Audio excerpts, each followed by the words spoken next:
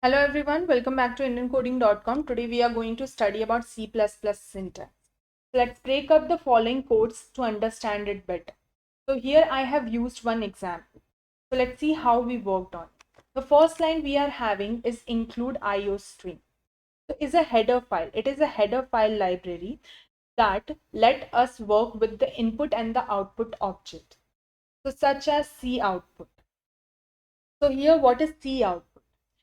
The output is a thing to print the particular text. So include IOStream is a header file. So it will let you know that what are the files that are going to work with. So header files add functionality to C++ program. So it will help you to define the functions that are available and what kind of functions we are going to work on. So these kind of include IOStream is one of the necessary part we have to use in the C++ language. So it will provide you to work with the output and the input that you are going to write in your functions or in your code. So it will help you to understand with the help of those functions that are used.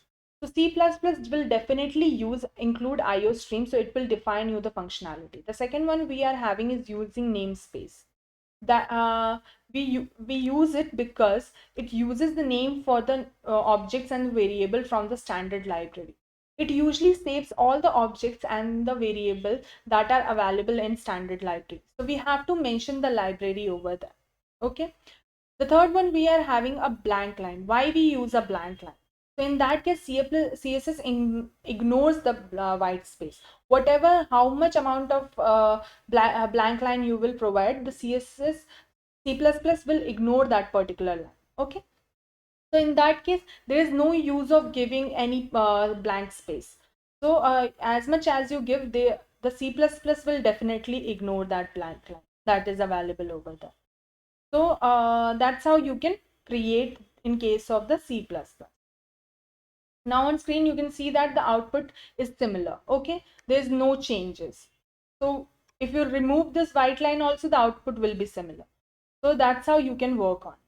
The another one we are having is always appear in the C++ programming language, that is init main of.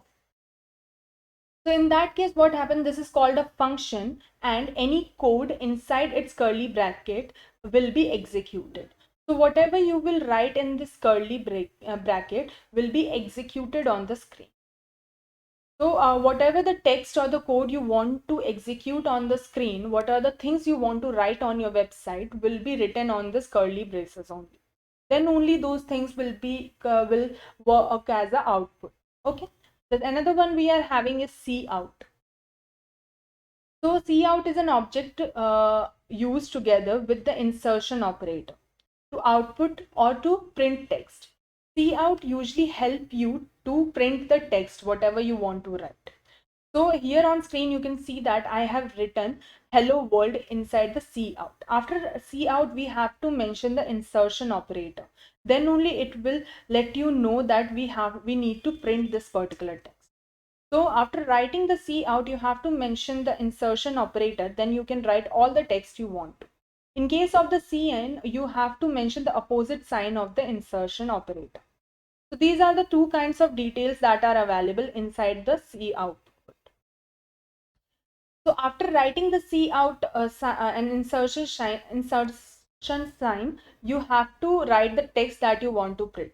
So it will help you to do that. The another form we are having is every C++ ends with a semicolon.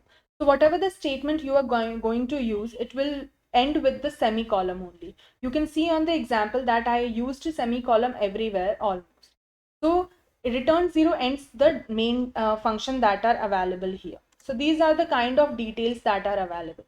Return 0 ends the main function, and the last one we are having is do not forget to add the closing curly bracket to actually end the main function. So these are the some kind of details that are available. So that's all for today's class. Tomorrow we'll study about more features related to C++. Thank you so much.